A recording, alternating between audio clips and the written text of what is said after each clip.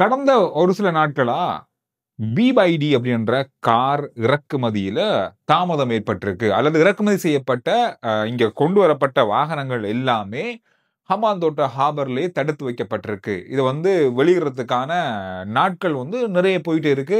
இப்ப BYDயே நிறுத்திட்டாங்களா? இனி இலங்கையில BYD வராதா? இந்த மாரி பல விஷயங்கள் சமூக வலைதளங்கள்லயும் சமூகத்தின் மத்தியில இந்த வாகனங்கள் பற்றி பேசுறவங்க மத்தியிலும் இருந்தது. இன்றைய நாள்ல இதுக்கான ஒரு விஷயம் பேசப்பட்டிருக்கு. இதுல என்ன சொல்லப்பட்டிருக்கு? ஏன் இந்த கார்கள் எல்லாம் தடுத்து வைக்கப்பட்டிருக்கு அப்படின்னு சொன்னா, இப்ப BYD அப்படின்ற வாகனம் 100 கிலோவாட்ஸ் 150 கிலோவாட்ஸ் இந்த மாதிரியான அளவுகள்ல இருக்கு. சில நாடுகள் என்ன செய்றாங்கன்னா 100 கிலோவாட்ஸ் அளவுள்ள அந்த செயல்திறன் உள்ள என்ஜின் அந்த வாகனங்கள் தான் நாட்டுக்குள்ள கொண்டு வரதுக்கு அனுமதி கொடுத்துருக்காங்க. அதே மாதிரி தான் இலங்கை, சிங்கப்பூர், நேபாள் இந்த மாதிரியான பல நாடுகள் இந்த மாதிரியான அனுமதி தான் கொடுத்திருக்காங்க. இதுக்கு காரணம் இறக்குமதி வரியை குறைக்கிறதுக்காக. இப்ப கிட்டத்தட்ட வாகனம் ஒரே வாகனம் தான். அதனுடைய செயல்திறன் 100 கிலோவாட்ஸ் 150 கிலோவாட்ஸ் சொல்லி மாறும். அந்த அளவுகள் மாறும். இந்த மாதிரியான ஒரு சிக்கல் இங்க ஏற்பட்டிருக்கு. என்ன நடந்திருக்குன்னு சொன்னா, இப்ப BYD அப்படின்ற வாகனம் இங்க 100 கிலோவாட்ஸ் உள்ள வாகனம் தான் இறக்கலாம், கொண்டு வரலாம் அப்படின்றத தாண்டி அதையும் கூட அதிகமாக 150 கிலோவாட்ஸ் உள்ள வாகனங்களும் கொண்டு வரப்படுறது என்ற ஒரு சந்தேகம் வந்திருக்கு. இத பரீட்சிக்கிறதுக்காக, இத சரியா பார்க்கறதுக்காக தான் இந்த தாமதம் அப்படின்ற மாதிரி சொல்லப்படுது. இதுல என்ன செய்ய போறாங்கன்னா, என்ஜின் கெப்பாசிட்டிய பரீட்சிக்கணும். இது சாஃப்ட்வேர் மூலமா அல்லது அது தெரிஞ்சவர்கள் மூலமா அது பரீட்சிக்கணும் அப்படின்றதுக்காக தாமதமாகுது. சில வாகனங்கள், சில நாடுகள், இலங்கை இல்ல, சில நாடுகள் 100 கிலோவாட்ஸ் 150 கிலோவாட்ஸ் சாஃப்ட்வேர் மூலமா மாத்தி 100 கிலோவாட்ஸா காட்டி கூட கொண்டு வராங்க அப்படின்ற மாதிரி தான் பல நாடுகள்ல இருக்கு. எனவே இந்த மாதிரியான பல விஷயங்கள கருத்தில் கொண்டுதான் இந்த BYD வாகனம் தாமதமாக இருக்கு. ஹார்பர்ல தடுத்து வைக்கப்பட்டிருக்கு அப்படின்ற மாதிரி சொல்லப்படுது. அப்படி 150 கிலோவாட்ஸ் உள்ள வாகனங்களை கொண்டு வரும்போது இங்க சார்ஜ் பண்ற விதமா இருக்கட்டும், அதற்கான வரி, இறக்குமதி வரியா இருக்கட்டும், இதெல்லாமே அதிகமா இருக்கும். இது எல்லாத்தையும் கருத்தில் கொண்டுதான் 100 கிலோவாட்ஸ் உள்ள வாகனங்களை மாத்திரமே அனுமதி வழங்கியிருந்தாங்க. இந்த மாதிரி ஏற்கனவே கட்டுப்பாடுகள் நிறைய இருக்கு. வாகன இறக்குமதி இந்த கட்டுப்பாடுகளுக்கு அமையத்தான் வாகனம் இறக்குமதி செய்யணும். அப்படி அதை மீறி இறக்குமதி செய்யப்படுற வாகனங்கள் எல்லாமே திருப்பி அனுப்பப்படும். யார் இறக்குறாங்களோ அவங்களே செலவழிச்சு அந்த நிறுவனத்திட திரும்ப கொடுக்கணும். நாட்டுக்குள்ள கொண்டு வரலாது அப்படின்ற ஒரு நிபந்தனை இருக்கு ஏற்கனவே வாகன இறக்குமதியின் போது. அந்த மாதிரியான ஒரு விஷயமாக கூட இது இருக்கலாம். சில வேளையில 150 கிலோவாட்ஸ் உள்ள BYD வாகனங்கள் இங்கே வரப்பட்டிருந்தா இது எல்லாமே திருப்பி அனுப்புறதுக்கான வாய்ப்புகள் நிறைய இருக்கு. சொல்லப்படல, அனுப்பப்படும் வாய்ப்புகள் நிறைய இருக்கு. எனவே இந்த மாதிரி விஷயங்களால தான் இந்த வாகனம் தாமதப்படுது. இதோட இன்னும் ஒரு முக்கியமான பெரிய ஒரு விஷயம், இலங்கை வரலாற்றிலேயே அதிகூடிய தண்டப்பணம் அறவிடப்பட்ட ஒரு சந்தர்ப்பம் பதிவாகியிருக்கு. IT தொழில் செய்யற 155 இந்தியர்கள் தங்களுடைய விசா காலம் முடிவடைந்தும் தொடர்ச்சியா 1 வருஷம் இங்க வேலை செஞ்சிருக்காங்க. கொள்ளுப்பட்டியில உள்ள ஒரு IT நிறுவனம் இவர்களை வைத்து வேலை செய்திருக்கிறது. இது வெளிநாட்டை சேர்ந்த நிறுவனம் தான். இங்கதான் இயங்கியிருக்காங்க. பரிசோதனை செஞ்ச போது, செக் பண்ணும்போது 155 பேர் விசா இல்லாம, இந்தியாவை சேர்ந்தவங்க விசா இல்லாம இங்க பணிபுரிந்து கொண்டிருக்காங்க. இவங்களை போலீசார் கைது செஞ்சிருக்காங்க. கைது செய்து இவங்களுக்கு தண்டப்பணம் எவ்வளவுன்னு நீங்க பாத்தீங்கன்னா, நான் முதல்ல சொன்ன மாதிரி இதான் இலங்கையிலே செய்யப்பட்ட அதிகூடிய தண்டப்பணம் சொல்லப்படுது. 3,36,15,000 ரூபாய் இந்த 155 பேருக்கும்.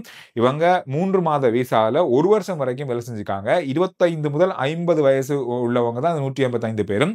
இவங்களுக்கான தண்டப்பணத்தை கட்டிட்டு இவங்க நாட்டை விட்டு உடனடியாக வெளியேறணும் அப்படின்ற மாதிரியும் சொல்லப்பட்டிருக்கு. இலங்கை வரலாற்றுல மிகப்பெரிய அளவாக ஒரே தடவையில ஒரே கைதில அதுல ஒரே சந்தர்ப்பத்தில் பெறப்பட்ட செய்யப்பட்ட தண்டப்பணம் இது அப்படின்றது குறிப்பிடத்தக்கது. 2011ஆம் ஆண்டு யாழ்ப்பாணத்துல சமூக ஆர்வலர்கள் காணாமல் போன வழக்கு தொடர்பாக முன்னாள் பாதுகாப்பு செயலாளர், முன்னாள் ஜனாதிபதி கோட்டாபய ராஜபக்ஷ அவர்களுக்கு நீதிமன்றத்துல வாக்குமூலம் வழங்குறதுக்கான அழைப்பு விடுக்கப்பட்டிருக்கு.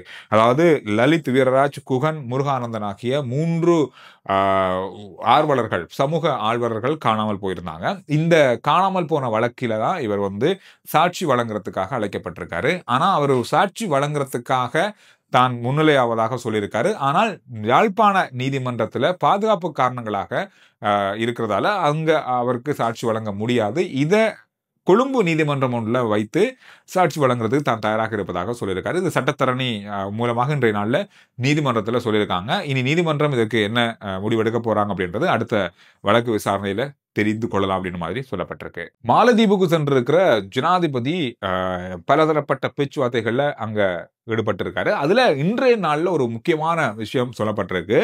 இலங்கையைச் சேர்ந்தவர்கள் மாலத்தீவுக்கு அதாவது சுற்றுலா நிமித்தம் போறதாக இருந்தா 90 நாட்கள் ஃப்ரீ விசா, எந்த விதமான கட்டணமும் இல்லாம 90 நாட்கள் அங்க தங்கியிருக்கக்கூடிய விசாவை சுற்றுலா நோக்கத்துக்காக போறவங்களுக்காக மட்டும் கொடுக்குறாங்க. இது ஒரு பெரிய ஒரு நீண்ட காலம், சுற்றுலாவுக்கு 3 மாசம் மாலத்தீவுல நீங்க சுத்தி பார்க்கக்கூடிய மாதிரி ஃப்ரீ விசா கொடுக்கறதுக்கான அனுமதியை நேற்று ஜூலை 29 இது அமலுக்கு வர்றதாக சொல்லப்பட்டிருக்கு. இது ஒரு மிக முக்கியமான விஷயமா இன்றைய நாள்ல பார்க்கப்பட்டிருக்கு.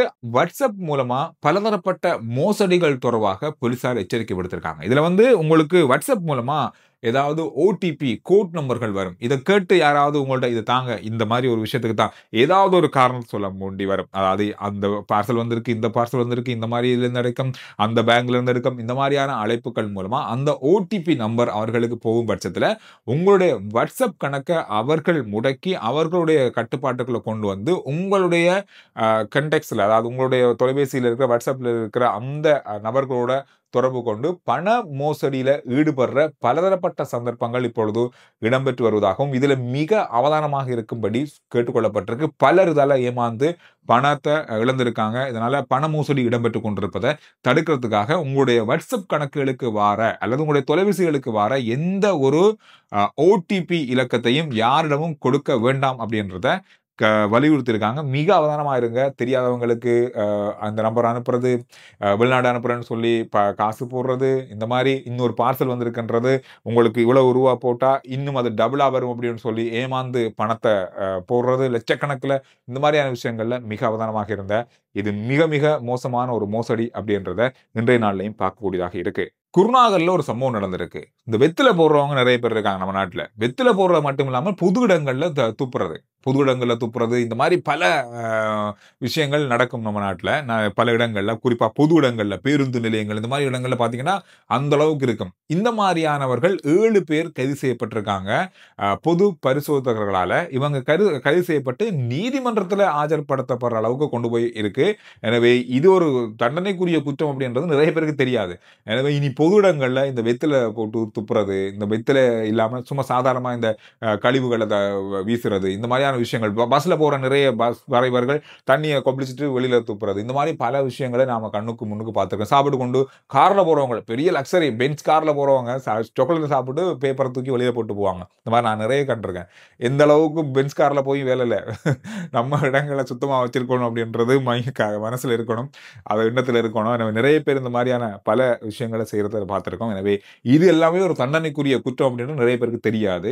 இந்த விஷயமும் இன்றைய நாள்ல ஒரு முக்கியமான செய்தித்தளங்கள்ல, ஆங்கில செய்தித்தளங்கள் அதிகமா இந்த செய்தியை கொண்டு வந்திருந்தாங்க. ஏன்னா எல்லாருக்கும் தெரியும் இது ஒரு குற்றம், இது கண்டிப்பா தண்டனைக்குரிய குற்றம் அப்படின்றது. எனவே இந்த விஷயங்கள் இன்றைய நாள்ல பார்க்கப்பட்ட மிக மிக முக்கியமான செய்திகளாக இருக்கு. RJ Chandru report YouTube channel, Facebook page, WhatsApp channel, இதெல்லாத்தையும் ஃபாலோ பண்ணுங்க. அடுத்த வீடியோல நான் உங்களை சந்திக்கிறேன்.